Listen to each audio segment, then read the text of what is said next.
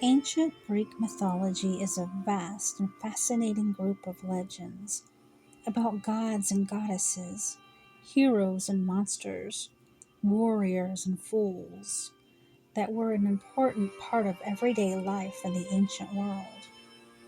Greek myths explained everything from religious rituals to the weather and gave meaning to the world that people saw around them. While many of these myths and legends of greedy King Midas or heroic Hercules, other stories like the Trojan War epic have basis in historical fact. The earliest Greek myths were part of an oral tradition that began in the Bronze Age, and their plots and themes unfolded gradually in the written literature of the archaic and classical periods of the ancient Mediterranean world.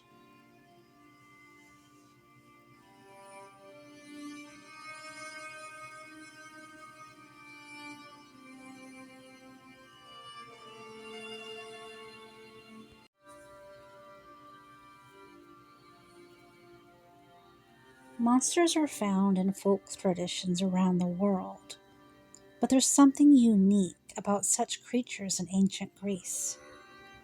Greek monsters are notable for their heredity and physical relationship to humans, and many of them had strong human features.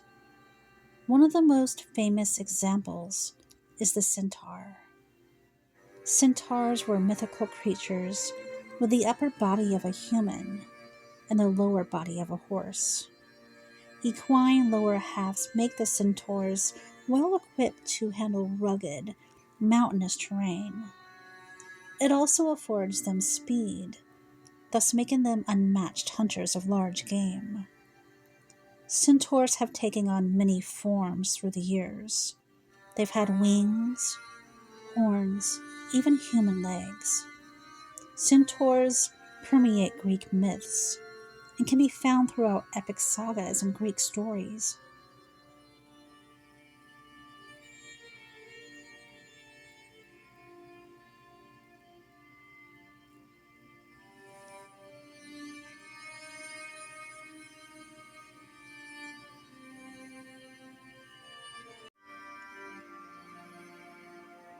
The Centaur race, Centauroi, was created out of Zeus's anger. A man named Ixion, the king of the Thessalian tribe of the Lapiths, lived on Mount Pelion and wanted to marry Dia, the daughter of Deianius, and promised to give her father a large bride price. Instead, Ixion built a large pit filled with blazing coals to catch his father-in-law and kill him when he came to collect his money. After committing this heinous crime, Ixion sought mercy fruitlessly until Zeus took pity on Ixion and invited him to live with the gods of Olympus in a show of mercy. However, instead of returning the kindness, Ixion proved a little more than ungrateful. Zeus suspected that his guest lusted his wife, Hera. Ixion had not crossed any lines yet, but Zeus would not wait for him to do so.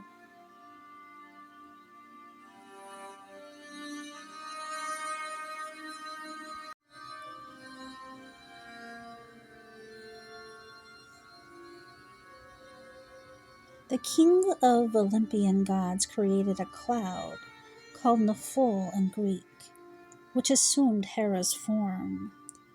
Zeus then lured Ixion into mating with this fake Hera, and Ixion, misguided and ignorant, fell right into the trap. Zeus was now sure that this mortal was up to no good, and gave him one of those eternal punishments that can only be paired with Prometheus and Sisyphus. Ixion was doomed to be tied to an eternally spinning fiery wheel.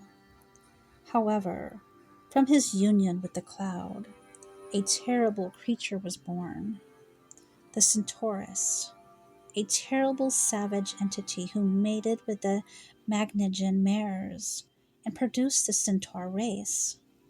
The only centaur not descending from Ixion's sin was Chiron, the son of Cronus. Another theory on this origin being the Thessalians were famous riders and horse breeders.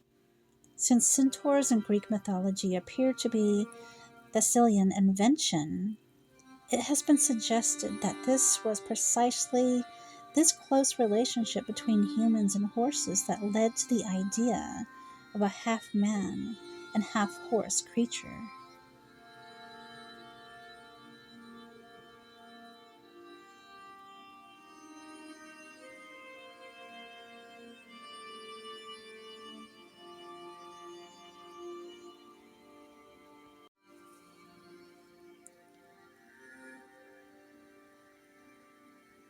According to the legend, the Thessalians were the first in Greece to ride horses.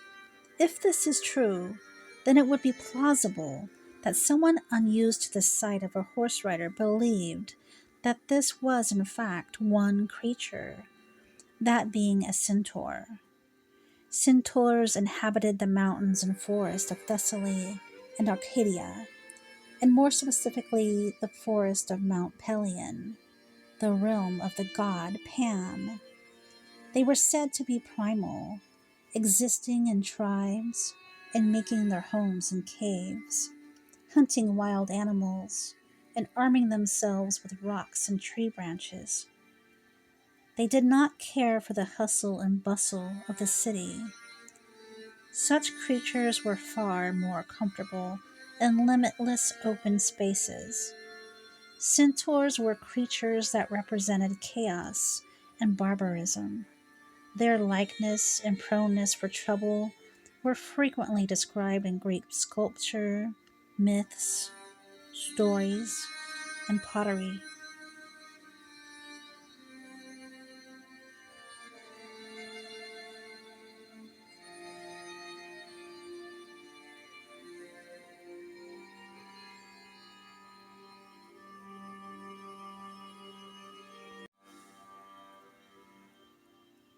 Centaurs were followers of Dionysus, the god of wine, and thus were known for being savage, rowdy, and boisterous. More often than not, centaurs are described to be predisposed toward drunkenness and acts of violence. They usually appear in mythology as brutish creatures with little regard for the law or the well being of others. A notable exception to this temperament is Chiron, the son of the god Cronus and the nymph Philra. Centaurs, like other mythical creatures, appear throughout Greek mythology in varying degrees, often portrayed as being governed by their bestial half. While boasting a lustful reputation, some centaurs only acted in such a way under the effects of wine and alcohol, which may have served as a cautionary tale to the Greeks. It is no wonder that their progenitor is described as an apparent social menace, a monstrous breed, who had no honor in men nor the laws of heaven.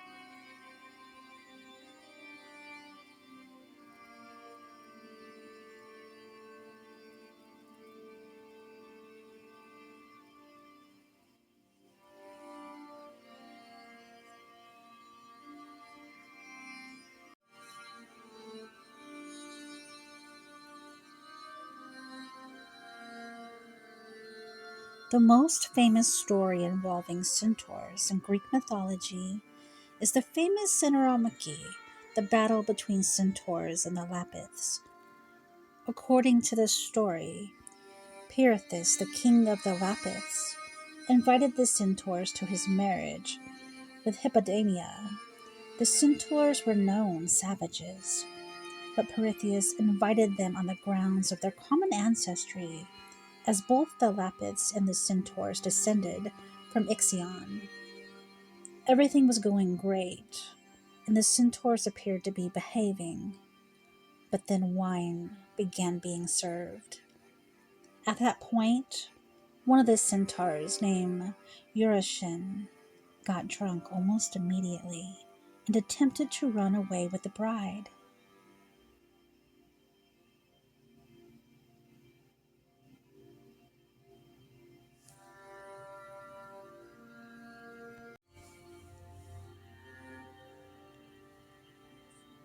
The other centaurs, suddenly in a drunken frenzy, also attempted to force themselves on the female guest. The Lapiths could not sit in front of this violent outbreak, and within moments were drawing their swords, spears, and fighting with everything they had. The legendary hero Theseus, who also happened to be invited to the wedding, played a major part in the battle, helping the Lapiths win and successfully repulse the Centaurs, who were thus driven off Thessaly. The most famous depiction of a Centauromachy is the sculptured decoration on one of Parthenon's metopes.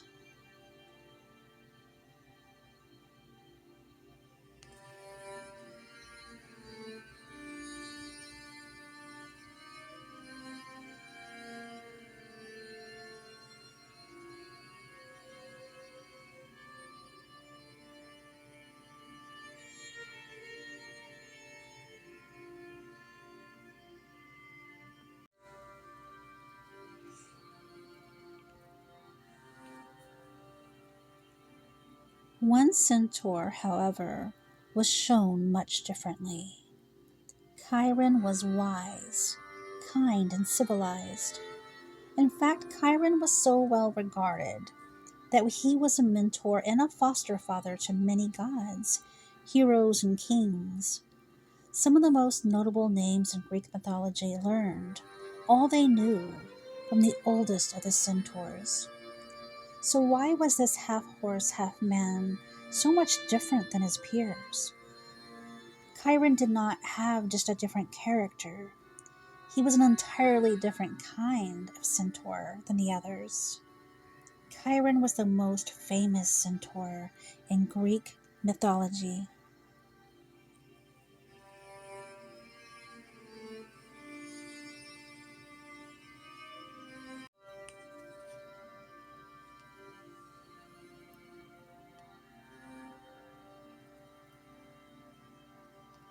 The centaurs were largely portrayed as brutal, lustful creatures, although they possessed great wisdom. They were more often shown abducting young women, threatening travelers, and drinking in excess. Chiron, in contrast, an intelligent and cultured centaur, he was regarded as one of the wisest creatures on earth and held in great esteem by both gods and men. One of the reasons Chiron was so different from the other centaurs was that he was not directly related to them. While the other centaurs were the sons of the cloud nymph Nephil and the wicked king Ixion, Chiron came from a noble line. He was the son of the titan Cronus, and an oceanid named Thora. Chiron was born with a dual form because of the circumstances of his conception. Cronus was married to his sister Rhea, the mother of the Olympians. His rendezvous with Philra was discovered by his wife, and he quickly turned into a horse to try to avoid being caught cheating. As a result, Chiron was born as a centaur.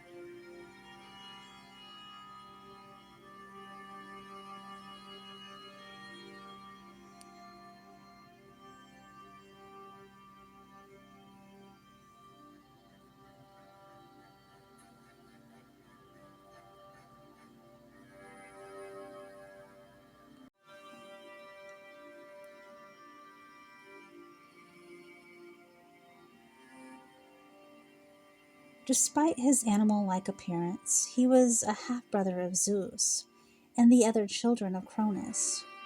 Even this appearance was different from the other centaurs.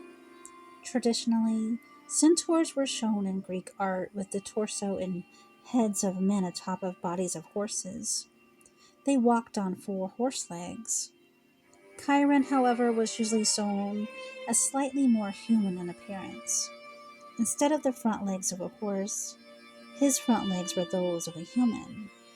Rather than a human torso resting on top of a horse body, Chiron therefore appeared to have a horse's hindquarters extending out from an entirely human form, making him even more human. His front half was usually dressed in long robes. Although he was more noble than the younger centaurs that were born to Nephil, his mother still rejected him.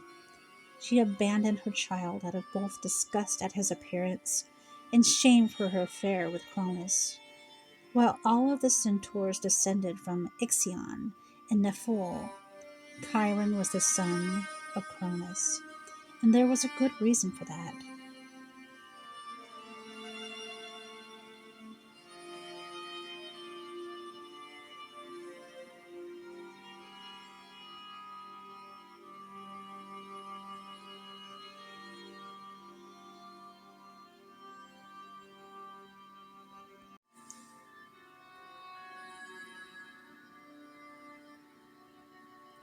Chiron was not just another centaur. Aside from being blessed with the gift of immortality, he was an astronomer, a doctor, a prophet, and one of the wisest figures in Greek mythology. His knowledge was incomparable, and he was not afraid to share it, as he was also a famous teacher of great heroes. The most notable included Jason, Achilles, Castor, Pollux, Theseus, Actaeon, and many more. Asclepius, the Greek god of medicine, was also one of Chiron's students. Interestingly, he learned what he knew about medicine from Chiron. Chiron represented a mixed disposition in Greek mythology. On one hand, the Greeks portrayed the centaurs as savage brutes, closer to animals than humans. On the other hand, they imagined one of the centaurs, Chiron, as the exact opposite, a divine being of wisdom beyond measure.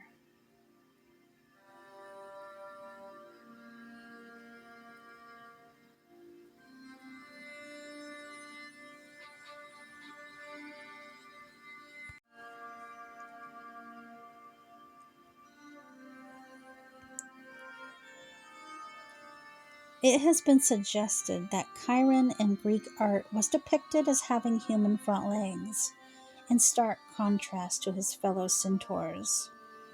However, it is equally plausible that the image of the centaurs was not standardized in obsolete Greek art, as different mythological traditions depicted them differently. This possibility is further strengthened by the fact that in early Greek art, we also encounter centaurs with wings, as well as Medusa heads.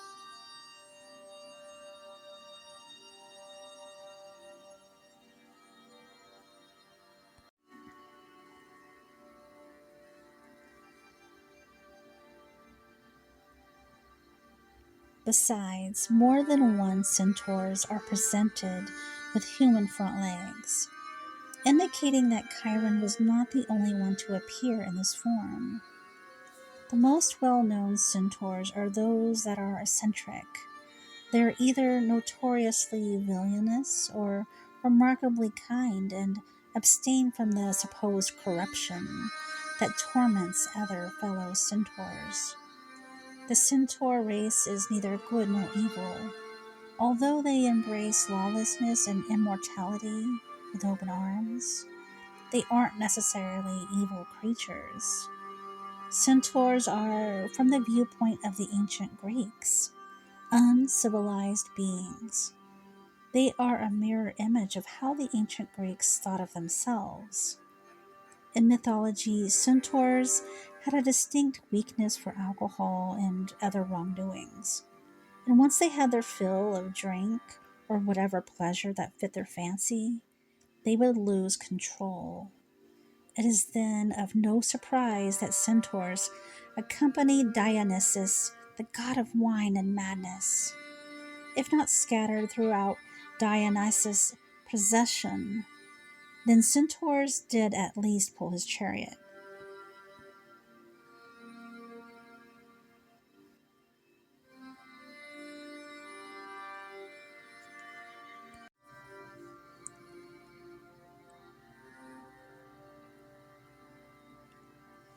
Centaurs appeared in myths as chaotic forces of nature, dominated by their animalistic tendencies. While indeed troublesome and befitting of followers of Dionysus and Pan, the centaurs in no way were inherently evil creatures. Instead, they represented the constant struggle of mankind, ever fluctuating between conscious civilization and primitive impulse. Centaurs represent the animalistic side of humanity in Greek mythology. They were generally regarded to be uncivilized and immoral by default. After all, the only centaurs to not fit in this generalization, Chiron and Pholus, were not descended from the centaur's common ancestor.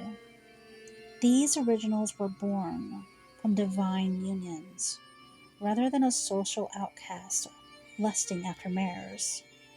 However, when we say that centaurs were uncivilized, it is vital to consider what the ancient Greek perception of civilization was.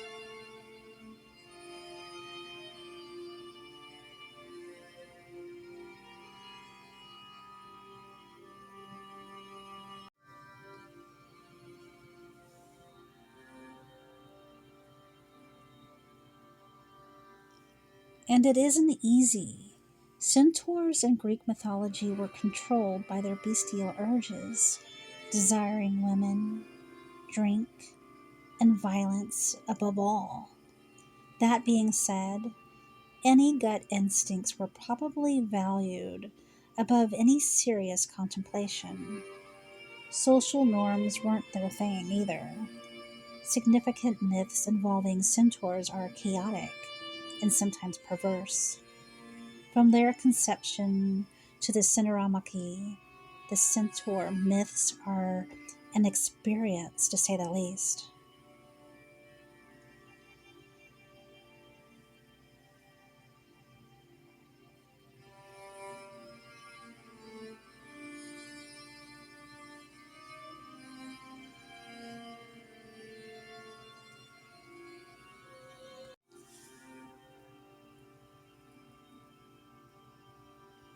Hercules, the hero of Greek mythology, had a couple run ins with the centaurs, one being the Eurymanthian boar. The Eurymanthian boar was a giant boar that was tormenting the Orcadian countryside of Cephus. Capturing the creature was Hercules' fourth labor, as ordered by Eurystheus. On the way to hunt the boar, Hercules stopped by his friend's house.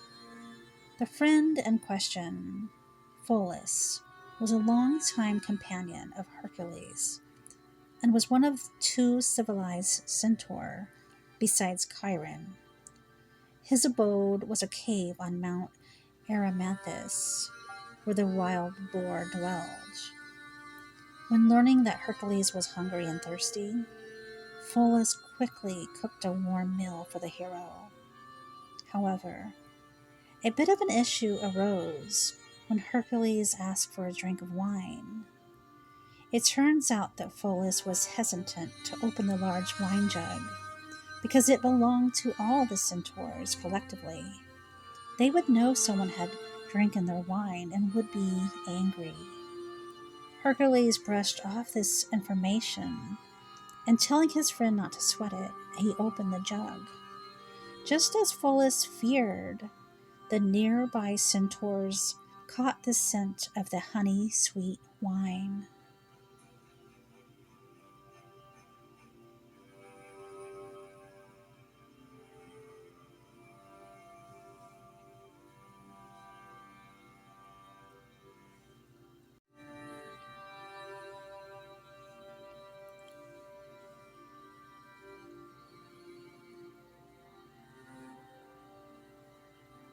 They were enraged, charging into Pholus' cave to demand answers. When they saw Hercules with their line, the Centaurs attacked. In defense of himself and Pholus, Hercules slew several Centaurs with arrows dipped in poison from the Lernaean Hydra. While Hercules was out chasing away alcohol-maddened Centaurs for miles, Pholus accidentally fell victim to the poison himself. According to Apollodorus, Pholus was examining a poisoned arrow, wondering how such a small thing could fell such a large foe. Suddenly, the arrow slipped and landed on his foot. The contact was enough to kill him. Hercules defended himself and shot arrows, killing many of the attackers. During the battle, Hercules killed his friend, and according to some traditions, a teacher with one of his arrows by mistake. As Chiron died, Zeus took pity on him and transformed him into the constellation of Centaurus, thus making him immortal.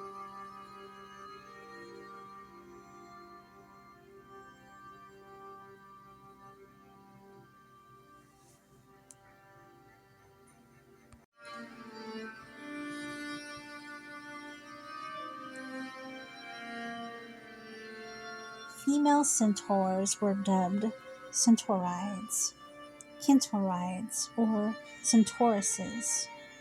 They are scarcely mentioned in early Greek literature. In fact, Centaurides are mostly depicted in Greek art and in Roman adaptations in the days of yore. Even Medusa, the priestess of Athena turned monstrous Gorgon, was depicted, albeit rarely, to be a female centaur. As one can imagine, female centaurs appear physically the same as other male centaurs. Centaurides still have the lower half of a horse, but their upper bodies are that of a human woman. Philostratus the Elder describes the Centaurides as beautiful, even where they had a horse's body. Some grow out of white mares, others attached to chestnut mares, and the coats of others are just dappled. They glisten like those of horses that are well cared for. The most famous of the Centaurides is Hylanome, the wife of Cylernus, a centaur that fell in battle. After her husband's death, a distraught Hylanome took her own life.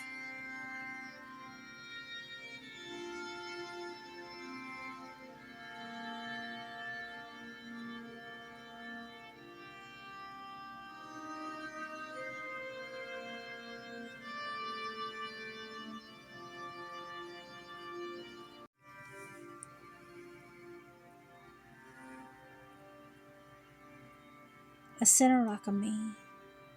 That is a battle between centaurs and gods or heroes. It was a popular subject for decorative sculpture on ancient Greek buildings, particularly temples. The most celebrated example is without a doubt from the west pediment of the Temple of Zeus at Olympia. Here, the centaurs, again after a bout of drinking, fight the Lapiths from northern Thessaly at the wedding of their king, Pirithous, to Deidamia, and they attempt to abduct the bride. The protagonists are all involved in a lively struggle and strike dramatic entangled postures. Apollo majestically dominates the center of this piece, standing tall with an arm outstretched. He brings calm to the chaos brought about by the uncivilized centaurs. The centaurs here represent the struggle between barbarism and civilization, and may specifically be a metaphor for Greeks' victory over Persia in the early 5th century BCE.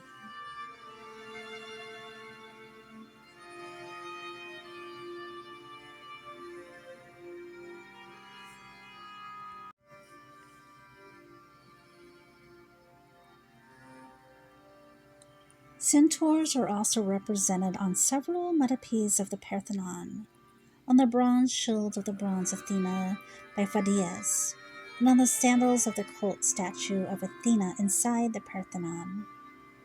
In addition, both the temple at Sicily and the temple at Athena at Azos are decorated with a centauromachi in sculpture.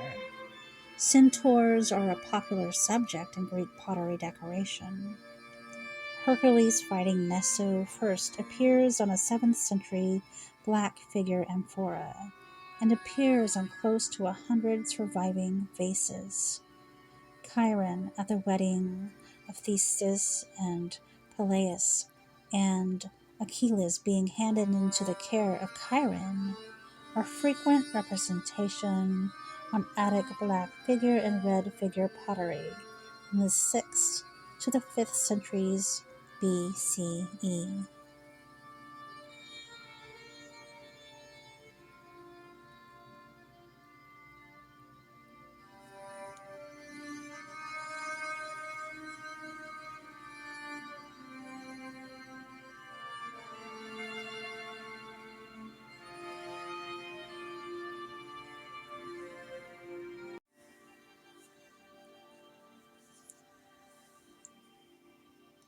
Similarly popular are scenes depicting Hercules' battle with his centaurs after dining with Pholos, the first appearing on Corinthian vases of the 6th century BCE.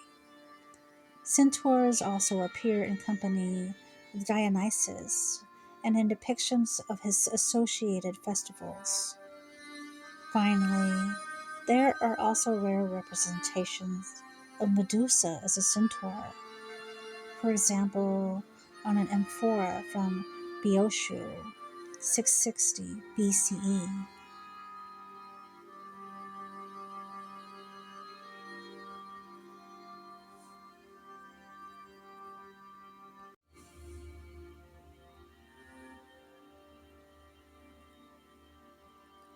In conclusion, Greek mythology has not only influenced Greek culture, it has also in some ways influenced us today.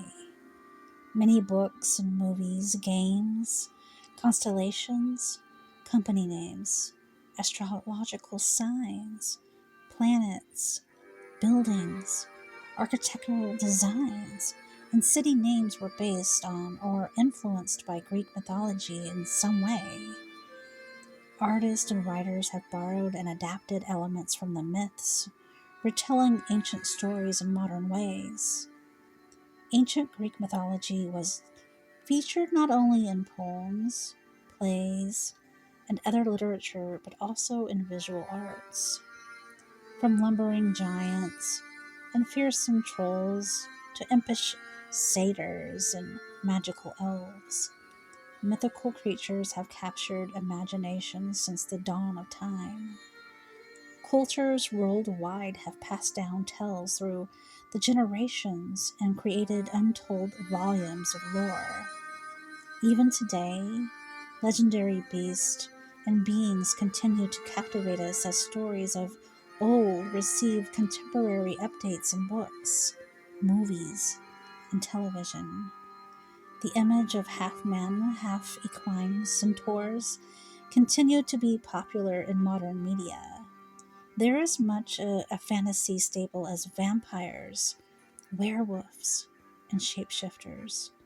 Centaurs are featured in the Harry Potter and the Percy Jackson series, in Netflix's Blood of Zeus, and Onward from Pixar Animation Studios. The mythical creatures found in folklore do a lot of different jobs.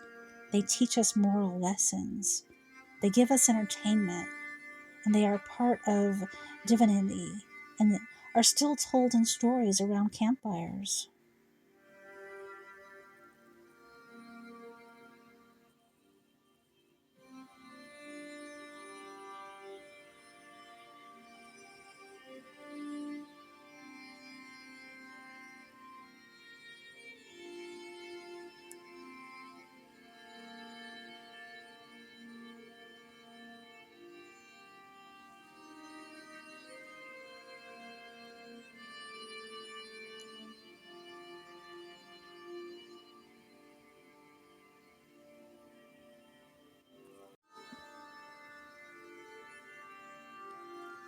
Thank you all for watching.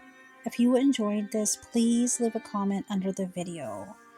Yes, guys, please leave me a comment under the video in the comment section. And if you did enjoy it, please share out galore.